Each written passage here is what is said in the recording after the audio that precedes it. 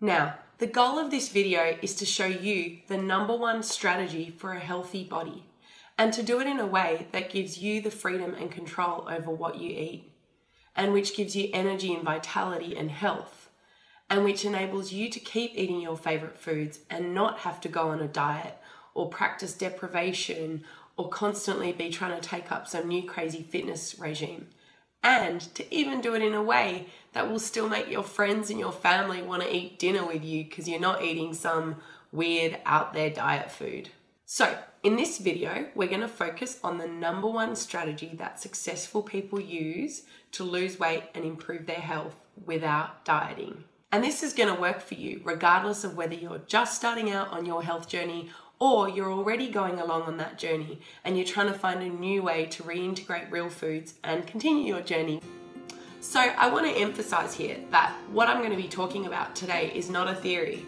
It's been proven over and over again by real people. In fact, over 1,000 members of Homemade Cooking Community have cooked over 60,000 meals, and they've been able to transform their health using these methods without dieting.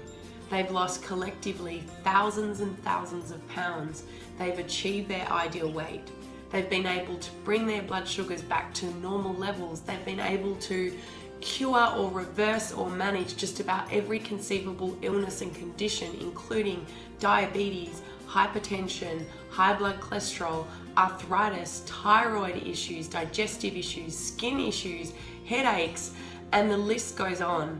And while they've done it, they've experienced immense quality of life improvements, from more energy to better skin, to better moods, to better sleep. It's just been incredible to witness these transformations, and they've all done it without dieting.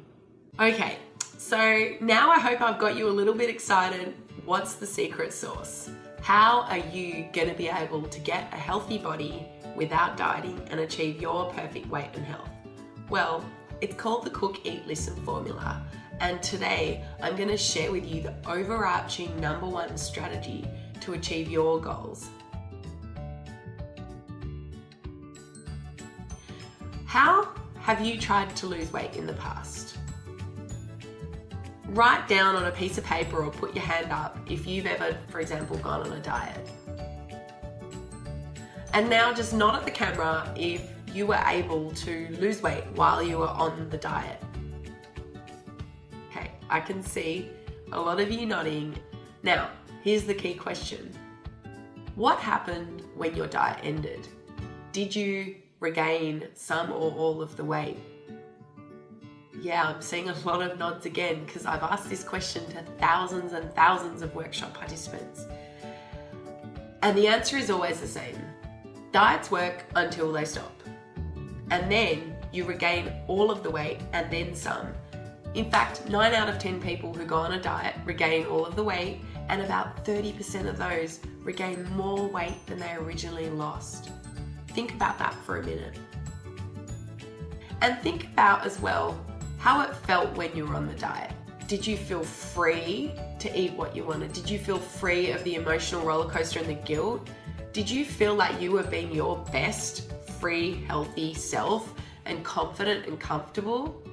No, dieting is all about guilt, it's deprivation, it's calorie counting, it's constant weighing of yourself and recording food diaries and taking pills, and that is the old way, and it doesn't work. So now the world is moving to a new way.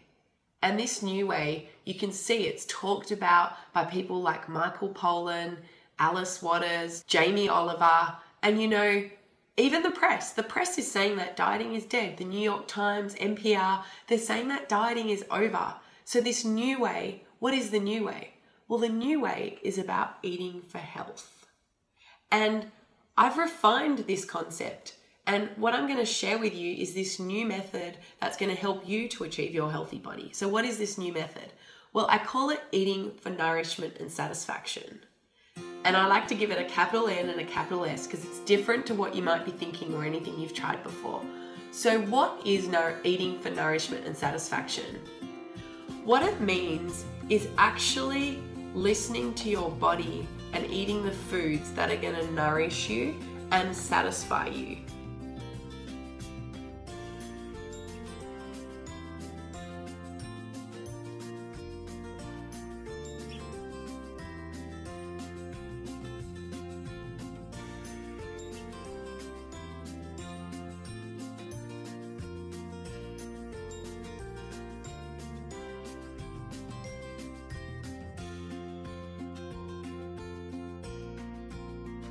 So how does this look in practice and how is it different to dieting? Well, let's say you're on a diet. You might decide, oh, I'm not going to eat carbs, okay? And then you go along and you're doing well, you're not eating any carbs. And then what happens? You get really hungry and you get really deprived. And the minute you see a croissant at a staff morning tea or a piece of cake at staff morning tea, or just you get home from work and you're hungry and tired and you've got nothing to eat, you go crazy and you eat so much of whatever that food was, and now you've also failed at your diet.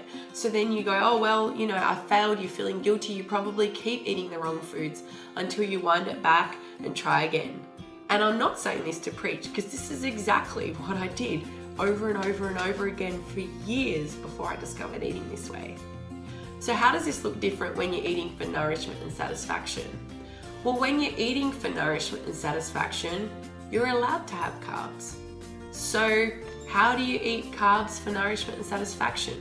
Well, firstly, carbs are actually a macronutrient, which means your body needs them. Your body loves carbs. Your body runs off carbs. Carbs are energy. But not all carbs are created equal. So some carbs are better for you and some carbs are worse for you. Some carbs bring a lot of nourishment to the body and some carbs bring little nourishment to the body. So for example, eating whole rolled oats or farro or rye or whole wheat or even whole wheat bakery bread with grains in it, or eating potatoes with the skin on. These are all good carbs. These are all carbs that can provide the body with nourishment. There's so many studies that show that eating carbs like whole rolled oats and whole wheat are able to protect you from heart disease. They're able to help bring your blood cholesterol down. They're able to provide lots of essential nutrients, and they give you a lot of fiber, which in its turn also is important for digestion. It's important for regularity. It's important even for preventing certain cancers of the bowel and the colon. So carbs can be good. And when you eat those carbs that are good for you, you get the nourishment from them and you get the satisfaction. You're not carb depleted. You're not going around like a crazy person, as I often did back in the past. So that's an example of eating nourishment and satisfaction and how it's different. But now let me give you a second example. Let's say you go on a diet and you go, all right, I'm going to be good. I'm not going to eat anything bad. And let's say you love croissants, or let's say you love bread, or let's say you love chocolate muffins. Well, you're not allowed to have them because now you're on a diet. Let's even imagine that you're some kind of superhuman. Maybe you've already done a health and weight loss journey. Maybe you've lost 40 pounds or 60 pounds and you actually haven't had any chocolate or chocolate muffin or croissants. Well, where's the fun in that? I mean, life is for living and we only live once. And don't you want to be able to eat your favorite foods? I know I certainly do. And so let's look at the difference in how this looks when you're eating for nourishment and satisfaction. So I'm going to use my bacon example. If I was on a diet, I wouldn't be eating bacon. But when you're eating for nourishment and satisfaction, you can say, okay, something like bacon, it's probably not got a whole lot of nourishment in it, neither does a croissant or a chocolate muffin. Let's keep it real, we're not going to pretend. But they can be very, very, very satisfying. They can be very good. Like some people really like a good steak, or some people really like a big glass of wine, or some people really like bacon like I do. So what do?